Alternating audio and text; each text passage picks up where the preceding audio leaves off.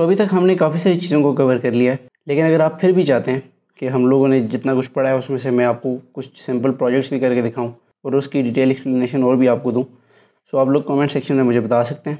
Anyway, इस video में हम लोग देखेंगे कि पाइथन में फंक्शंस क्या होते हैं।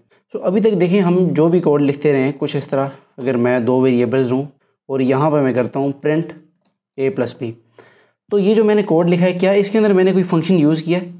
तो इसका आंसर है हाँ, मैंने यूज़ किया है, और वो है प्रिंट फंक्शन। सो ये जो प्रिंट है ये हमारे पास बिल्ट इन फंक्शन है जो कि पाइथन के अंदर पहले से आ रहा होता है।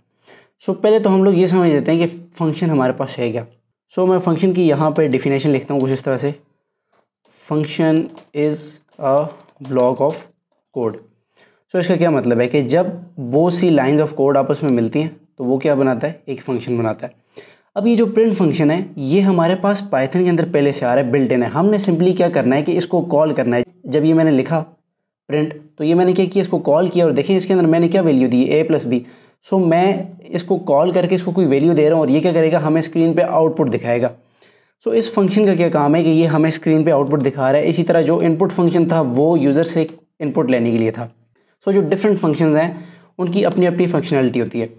सो अब इनके बैक एंड पे क्या हो रहा है हमें ये नहीं पता कि ये प्रिंट के बैक एंड पे क्या हो रहा है, इनपुट पे क्या हो रहा है, सही है। सो सिंपली आपने क्या करना है कि इनको कॉल करना है और आपने अपना काम लेना है। जिस तरह आपने अगर कोई चीज़ इनपुट करवानी है तो आप इनपुट फंक्शन कॉल करेंगे, कुछ प्रिंट करवाना है तो प्रिंट करेंगे।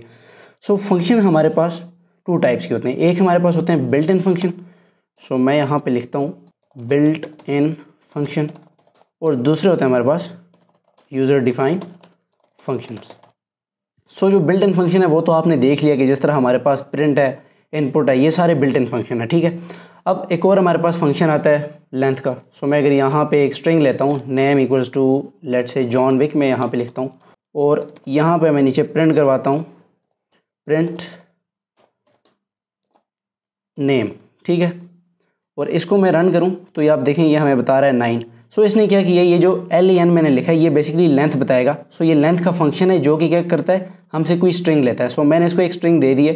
ये जो नेम वेरिएबल है ये बेसिकली मेरे पास स्ट्रिंग डेटा टाइप का है। सो ये हमें बता रहा है कि उसकी लेंथ कितनी है, 9 है। सो अगर आप इसको गिने तो ये स्पेस को इंक्लूड करते हुए हमारे पास इसकी लेंथ 9 है, ये जो हमने एक पूरा सेंटेंस या नेम इसके अंदर दिया हुआ है। सो ये हमारे पास क्या था, बिल्ट इन फंक्शन। बट अब हम लोग देखेंगे कि हम लोग खुद कोई फंक्शन बना के उससे किस तरह काम ले सकते हैं, ठीक है। सो मैं क्या करता हूँ, मैं यहाँ पे इसको मैं हटा देता हूँ यहाँ से और इसको मैं करता हूँ मिनिमाइज़, और यहाँ पे मैं 2 वेरिएबल्स लेता हूँ। एक मैं ले लेता हूँ a=2 एंड सेकंड b=5, और यहाँ पे मैं अब एक फंक्शन बनाऊँगा। सो ये फंक्शन बनाने के लिए मैं क्या करूँगा, मैं लिखूँगा डेफ। सो ये डेफ बेसिकली डिफ़ाइन, इसको आप डिफ़ाइन भी कह सकते हैं, कीवर्ड है जो कि फंक्शन जब आप क्रिएट करना हो तो आप इसको यूज़ करेंगे और आगे आप फंक्शन नेम देंगे। अब आप फंक्शन नेम कुछ भी दे सकते हैं जिस तरह आप वेरिएबल्स को नेम देते हैं। सो मैं देता हूँ माय फंक्शन, ठीक है। ये मैंने फंक्शन का नेम दे दिया और आगे ब्रैकेट्स। सो ये जो ब्रैकेट्स हैं ये शो कर रही हैं कि ये हमारे पास एक फंक्शन है, और जब मैं कॉलन लगा के एंटर प्रेस करूँगा तो ये मैं फंक्शन की बॉडी के अंदर आ गया हूँ। सो इसने इंडेंटेशन को खुद ही ठीक कर दिया, ये जो ID है हमारे पास। अब मैं क्या करता हूँ कि ये जो फंक्शन है इसको, बल्कि ये जो 2 वेरिएबल्स हैं इनको मैं इसके अंदर ले आता हूँ कुछ इस तरह से। तो ये 2 वेरिएबल्स मैंने इसके अंदर लिख दिए और यहाँ पे मैं लिखूँगा प्रिंट a+b। अब मैं इसको रन करता हूँ और देखते हैं हमारे पास क्या आउटपुट आ रहा है। सो मैंने इसको रन किया तो देखें हमारे पास कोई भी आउटपुट नहीं है। उसकी क्या वजह है कि मैंने यहाँ पे फंक्शन तो बना दिया, जैसा कि आप देख सकते हैं माय फंक्शन के नेम से मैंने एक फंक्शन बनाया, उसके अंदर मैंने 2 वेरिएबल्स लिए और मैंने फिर क्या किया, प्रिंट करवाया उसको जो सम है। लेकिन अब ये जो मैंने फंक्शन बनाया इसको मैंने कहीं से कॉल करना है ताकि ये फंक्शन हमारे पास रन हो जाए। सो जब तक आप फंक्शन को कॉल नहीं करेंगे फंक्शन हमारे पास कभी भी रन नहीं होगा।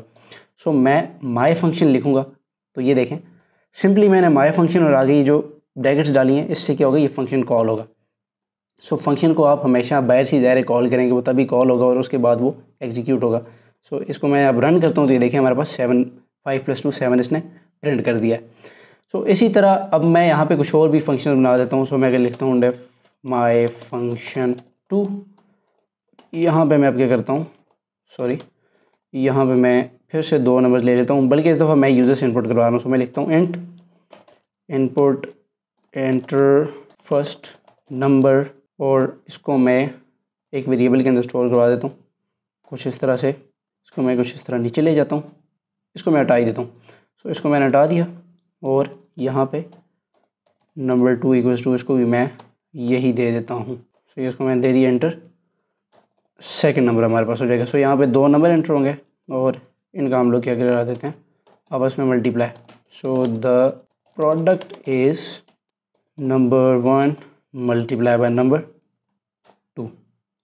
सो अब ये देखें हमारे पास ये एरर दे रहा है क्योंकि अब मैंने फंक्शन का नेम चेंज कर दिया। सो अब मुझे इस फंक्शन को ज़ाहिर है कॉल करना है, तो मैं यहाँ पे फंक्शन 2 लिखूँगा और अब अगर मैं इसको रन करूँ तो ये आप देखें हमारे पास एरर दे रहा है। सो बेसिकली मैंने यहाँ पे कॉमा नहीं लगाया, सो मुझे कॉमा यहाँ पे लगाना होगा। और अब अगर मैं रन करूँ तो ये आप देखेंगे हमसे फर्स्ट नंबर मांग रहा है, सो 5 and second number 6, 5 is the 30। तो हमें 30 इसने आंसर दे दिया। सो इसी तरह आप एक प्रोग्राम के अंदर मल्टीपल फंक्शन भी बना सकते हैं। सो लेट्स सपोज कि अगर आपने सब्ट्रैक्शन करवानी है उसका आप अलग से फंक्शन बना सकते हैं। इसी तरह अगर आपने सम करवाना है तो उसका आप अलग फंक्शन बना सकते हैं। तो हम लोग आगे जब कुछ प्रोजेक्ट्स करेंगे छोटे छोटे तो तब आपको समझ आ जाएगी ये फंक्शंस क्यों ज़रूरी होते हैं, क्योंकि जब हमने कोई बहुत बड़ा कोड लिखना होता है तो उसको हम लोग सिर्फ अगर एक जगह पे लिखेंगे तो वो बहुत मैसअप हो जाएगा, ठीक है। और बाद में चीज़ों की आपको समझ भी नहीं आएगी। इवन कि अगर जब आपने अपना भी कोड लिखा होगा तो आप लोगों को उसकी समझ नहीं आएगी जब आप उसको काफ़ी अर्से बाद देखेंगे। तो ये फंक्शंस क्या होता है कि आप उसको एक स्पेसिफ़िक फंक्शन को एक स्पेसिफ़िक नेम दे देते हैं। जब आप दोबारा आके अपने प्रोग्राम को देखते हैं काफ़ी अर्से बाद भी, तो आपको ये पता चल जाता है कि ये फंक्शन क्या काम कर रहा है। सो आई होप कि आपको फंक्शन की बिल्कुल बेसिक की समझ आ गई होगी। सो नेक्स्ट वीडियो में हम लोग इसको डिटेल में देखेंगे और आर्गूमेंट्स, पैरामीटर, ये सारी चीज़ें क्या होती हैं ये भी हम लोग देखेंगे। So thank you so much for watching. Good bye.